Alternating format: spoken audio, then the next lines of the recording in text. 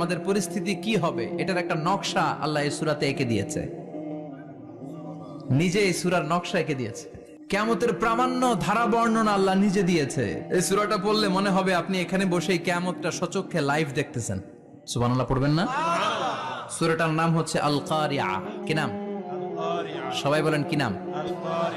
আল কারিয়া মানে হচ্ছে বিকট আওয়াজ, ভয়ঙ্কর আওয়াজ, জাইগান্টিক সাউন্ড, বোম্বাস্টিং মার্কা সাউন্ড। যে সাউন্ড, যে আওয়াজ, যে বিকট শব্দ পৃথিবীর কোনো মানুষ শুনে নাই। The trumpet, the siren, the whistle, বিশাল এক হুইসেল বাজানো হবে। ওই হুইসেল বা সাইরেন বাজানোর ফলে বিকট একটা শব্দে গোটা বিশ্ব ভেঙে খান খান হয়ে যাবে। এটার নামই হচ্ছে আল কারিয়া। চিল্লা এখন সুবহানাল্লাহ। ওই হুইসেল দেওয়ার জন্য, ওই সাইরেন বাজানোর জন্য,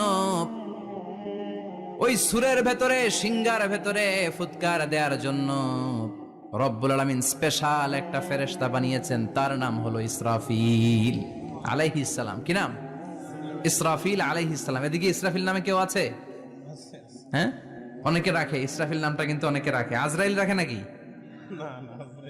হ্যাঁ, আজরাইল রাখে না, ইসরাফিল কিন্তু রাখে। তো এই ফেরেশতাকে আল্লাহ তাআলা বিশাল একটা হুইসেলের ভিতরে, সাইরেনের ভেতরে 3টা ফুৎকার দেওয়ার জন্য তৈরি করেছেন। তার ডিউটি হচ্ছে তার গোটা জীবন জুড়ে সে হুইসেলের ভেতরে 3টা ফু দিবে। এটার বাংলায় বলে সিঙ্গা। বাংলায় কি বলে? সিঙ্গায় ফু দিবে কয়টা? চিল্লায় বলেন। এই ফেরেশতার পা দুটো হচ্ছে জমিনে, এই ফেরেশতার মাথা হচ্ছে আকাশেরও অনেক উপরে। সৃষ্টির পর থেকে এই ফেরেশতা ওই সিঙ্গাটা, ওই বাঁশিটা তার 2 ঠোঁটের মাঝখানে লাগিয়ে আল্লাহর আরশের দিকে তাকিয়ে আছে, and just waiting for the green signal. আল্লাহর পক্ষ থেকে সিগন্যাল আসার অপেক্ষায় আছে যে আল্লাহ কখন বলবে যে ফু দে। সুবহানাল্লাহ। 3টা ফু দেওয়ার জন্য রব্বুল আলামিন একটা ফেরেশতা বানালেন। ইসরাফিল ফেরেশতা সৃষ্টির শুরু থেকে বিশাল সিঙ্গাটাকে, সাইরেনটাকে, ট্রাম্পিটটাকে 2 ঠোঁটের মাঝখানে লাগিয়ে আল্লাহর আরশের দিকে তাকিয়ে আছে, কবে আমার প্রভু বলবে সাইরেনের মধ্যে বাঁশি বাজা। He is waiting.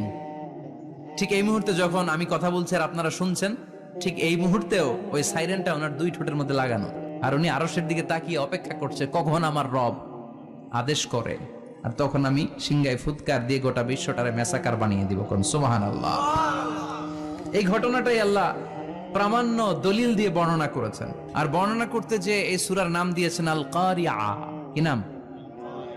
মানে বিকট আওয়াজ, ভয়ঙ্কর আওয়াজ, বজ্রনিনাদ, মহাপ্রলয়ের সেদিন এমন আওয়াজ হবে যে আওয়াজ পৃথিবীতে কেউ কোনোদিন আমরা শুনি নাই। পৃথিবীতে কে সবচেয়ে বড় আওয়াজের কি শুনেছেন বলেন? আপনার জীবনে ঘটে যাওয়া সবচেয়ে ভয়ঙ্করতম আওয়াজ শুনেছেন আপনি কবে বলেন তো? কেউ 1-2 জন বলেন আমারে। হ্যাঁ, ভয়ঙ্কর আওয়াজ রবিউল ভাই কবে শুনছেন? সিডরের সময়। হুজুরের সিডরের সময় ভয়ঙ্কর আওয়াজ শুনছে। সিডরের ভয়ঙ্কর আওয়াজ। হ্যাঁ, কিসের আওয়াজ? বজ্রপাত। বজ্রপাত, থান্ডার, ভয়ঙ্কর আওয়াজ হয়। বজ্রপাতকে আঞ্চলিক ভাষায় আপনারা কি বলেন? ঠেড়া। তো এই যে ঠেড়ার আওয়াজটা আসলেই ভয়ঙ্কর। আমি বছরের বেশিরভাগ সময় জুড়ে থাকি মালয়েশিয়াতে। মালয়েশিয়ার পাশের দেশ সিঙ্গাপুর। পৃথিবীতে যেই কয়েকটা দেশে সবচেয়ে বেশি বজ্রপাত রেকর্ড করা হয় এর মধ্যে একটা হচ্ছে সিঙ্গাপুর, আর একটা হচ্ছে ভুটান। এই দেশগুলোতে সবচেয়ে বেশি বজ্রপাত পড়ে। ভয়ঙ্করতম বজ্রপাতের আওয়াজ। আসলেই বজ্রপাতের আওয়াজ খুব বিকট আওয়াজ। আপনি ঠিকই বলেছেন। আর আপনাদের জীবনে ঘটে যাওয়া সবচেয়ে ভয়ঙ্করতম আওয়াজ কে কোন দিন শুনেছেন বলেন? আদনান গাজী ভাই, আপনি কি শুনছেন জীবনে সবচেয়ে ভয়ঙ্কর আওয়াজ? গাড়ির চাকা যদি ব্রাস্ট হয়। তাফসীর মাহফিলে যায় তো কমন পড়ে গেছে হুজুরের। তো রাতের বেলায় কিন্তু আমরা যারা ময়দানে কথা বলি, আমাদের এক জেলা থেকে আরেক জেলায় ঘুরতে হয়। ভবঘুরে জীবন আমাদের। কোরআনের বাণীকে পৌঁছে দেওয়ার দায়িত্ব আমরা নিয়েছি, বাণী বাহকের কাজ আমাদের। তো রাত্রিবেলা মাঝে মাঝে আমরা এরকম ট্রাকের টায়ার পাংচার হলে বিকট আওয়াজ হয়, রিক্সার টায়ার পাংচার হলে বিকট আওয়াজ হয়, মানুষ ভয় পেয়ে যায়। আসলেই অনেক বড় আওয়াজ। আর জীবনে কে কে আওয়াজ শুনেছেন? আওয়াজ হয় কিসে? জেনারেটর যদি ব্রাস্ট হয়, ট্রান্সমিটার যদি ব্রাস্ট হয়, আওয়াজ হয় না? আওয়াজ হয়। হ্যাঁ, হেলিকপ্টার। হ্যাঁ, হেলিকপ্টার যখন ল্যান্ড করে তখনও ভয়ঙ্করতম আওয়াজ হয়। বিমান যখন টেক অফ করে, ল্যান্ড করে, ভয়ঙ্কর আওয়াজ হয়।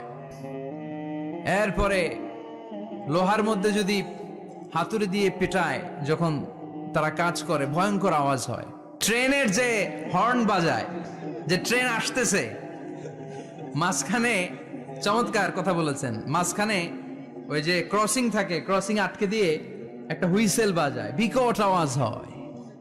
আর এই তো বেরোচ্ছে, আর কি আছে এরকম আওয়াজ? কে কোথায় শুনছেন? হ্যাঁ, এক্সক্লুসিভ আওয়াজ। হ্যাঁ, বিভিন্ন জায়গায় এক্সক্লুসিভ সাউন্ড হয়, ভয়ঙ্কর আওয়াজ। আর কোথায় কি শুনেছেন? দপ্তরি যখন হাই স্কুলে ঘন্টা বাজায়, ছুটির ঘন্টা, কাছে দাঁড়ানো যায়, বিকট আওয়াজ হয়। আসলে এই পৃথিবীতে আমরা এক একজন এক এক সময় এক এক জায়গায় বিকট বিকট আওয়াজ শুনেছি, কিন্তু কিয়ামতের দিন ইসরাফিল যখন ওই সিংহার ভেতরে ফুৎকার দিবে, ওই ফুৎকারের যে আওয়াজটা হবে, এই আওয়াজটা কি এই আওয়াজগুলোর মতো? কথা বলেন। এর চেয়ে অনেক ভয়ঙ্করতম আওয়াজ, যে আওয়াজ শুনলে আপনার হৃদয় শিউরে উঠবে, কেঁপে উঠবে। এই আওয়াজটার নাম হচ্ছে আরবিতে আল কারিআ। কি নাম? চিল্লায় বলেন, কি নাম? এজন্য আল্লাহ বললেন, আল কারিআতু মাল কারিআতু ওয়া মা আদরাকা মাল কারিআ। সেদিনের আওয়াজটা হলো ভয়ঙ্কর আওয়াজ। ওই আওয়াজটার নাম আমি আল্লাহ দিয়েছি আল কারিআ। আল কারিআ মাল কারিআ ওয়া মা আদরাকা মাল কারিআ। তিনবার তিনি সূরার শুরুতে তিনবার এই শব্দটা উচ্চারণ করেছেন। কয়বার? কথা বলেন। তিনবার। যে কোনো জিনিস তিনবার যখন আমরা বলি, গুরুত্ব বোঝানোর জন্য বলি না? বিশ্বনবী মাঝে মাঝে কোনো জিনিসের ইম্পর্টেন্স, সিগনিফিকেন্স, তাৎপর্য এবং গুরুত্ব বোঝানোর জন্য তিনবার বলতেন। কয়বার?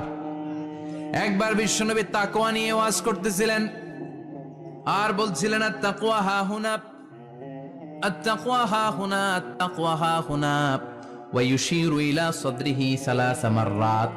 তাকওয়া এখানে, তাকওয়া এখানে, তাকওয়া এখানে বলে বিশ্বনবী ওনার হৃদয়ের দিকে, কলবের দিকে তিনবার ইঙ্গিত করেছেন। কয়বার?